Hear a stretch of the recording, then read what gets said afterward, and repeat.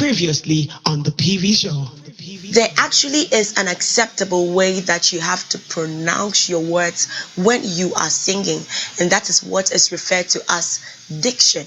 Meaning that diction is the way you pronounce your words when you are singing. And this is based on two major principles. The first principle is the genre of the song that you're singing, which means that it is dependent on the class of song that you're singing. It can be a ballad, it can be reggae, it can be R&B, it can be soukous, it can be country. These are the various genres that we have.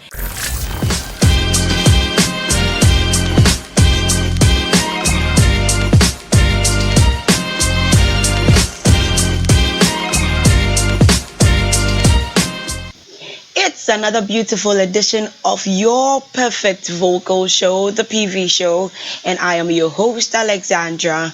I am sure you've been learning a lot, and I am glad that you're actually improving. Today, we're going to go on to something very, very interesting, but before we do that, I'm going to be right back.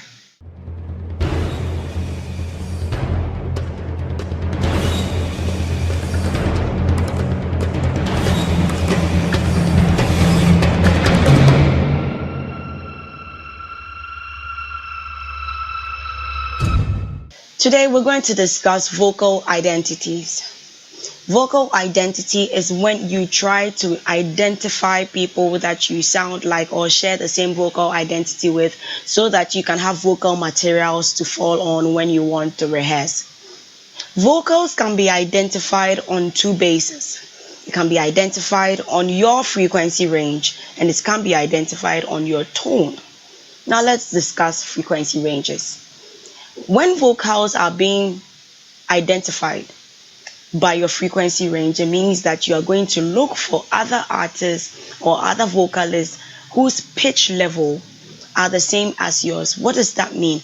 It means that these are people whose songs you can sing comfortably because you share the same vocal range with. This is in relation to our episode 3. Remember, we spoke about how to increase our vocal range, and we actually mentioned how the vocal range works. Now, once you know how your vocal range works, or you know your margin of vocals, you know your lowest frequency of singing capability, and you know your highest frequency of singing capability, that means that you have a good idea of your vocal range. Once you know your vocal range, it is easier for you to identify other vocalists who share the same vocal range with you. That means that you are able to do the songs of these artists more comfortably with little or no stress. Which also means that if you want artists to fall on, to rehearse at home, to practice at home, to help increase your vocal range by doing consistent rehearsals, you may want to choose these artists. That also means that you don't choose these artists based on the tone. You actually choose them solely based on your frequency range, that's the frequency range that you share with them. What do I mean by that? I mean that there are some people whose songs you may probably want to learn, but you realize that you may share the same tone with them, but their vocal range is very different from yours, so you struggle when you sing their songs. But there are others that you may not share the same tone with, but then when you take their songs, you are able to sing it comfortably. This means that you share the same frequency range with them, not the same tone with them. On the flip side of identification, you can also identify your vocals by the tone, which means that there are also times that you may want to choose a particular song to do or to rehearse because you share the same vocal tone with the artist. But I must say, the most important basis of choosing a song to do should be on the frequency range of the artist rather than the tone, because your comfortability during singing is very, very important. So if you choose someone that you share the same tone with and you struggle to do the person's songs, what's the point? You might as well choose someone you don't share the same tone with, but you are able to do the person's song comfortably because of vocal ranges. This is an advice to music directors. A lot of times we choose songs and then we want our choirs to do it or we want our groups to do it. But sometimes we give the lead role of these songs to people based on the tone. And a lot of times they end up struggling to do the song. Now this is a take home for you, music director. Instead of giving that song to that lead vocalist because you think the person shares the same tone and will struggle through the song, You may want to give the song to another vocalist who shares the same vocal frequency with the artist so that the song can be done and done well. Especially in songs where when you change the key, it alters the beauty of the song. I mean, there are some songs that when you change the key, you can still be able to portray the beauty of the song. But there are other songs that when there's an alteration in key, there's an alteration in the beauty of the song entirely.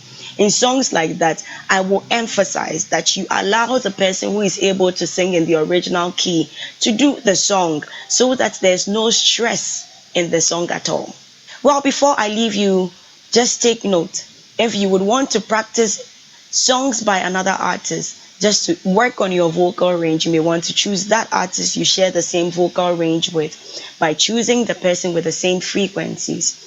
Sometimes you may want to choose people you share the same tone with, but don't choose the tone over the frequency because your comfortability lies with the person you share the same frequency with.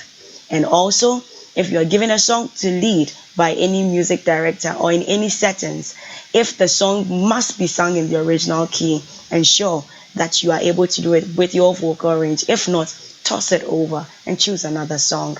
Before I leave you, once again, you may want to hit on that subscribe button. And if you want to join us in our main sessions, which is the Aleph Vocal Center sessions, you may want to contact us on the digits on the screen or email us as well. My name is Alexandrah, and I'll see you again on the next episode. It's the PV Show. See you next time. Next on the PV Show. Oftentimes in the day, we experience what I call the vocal crack. The vocal crack is when you try singing and then it sounds like there's a double voice. Usually when that happens, it's as a result of tiredness. Most likely you haven't done any active vocal activity the whole day. And sometimes too, it can be genetic for some people. And for other people, it's because their vocals are now being introduced to rigorous singing. That means they are amateurs. No matter what the reason is, this is one good way of getting rid of a vocal crack.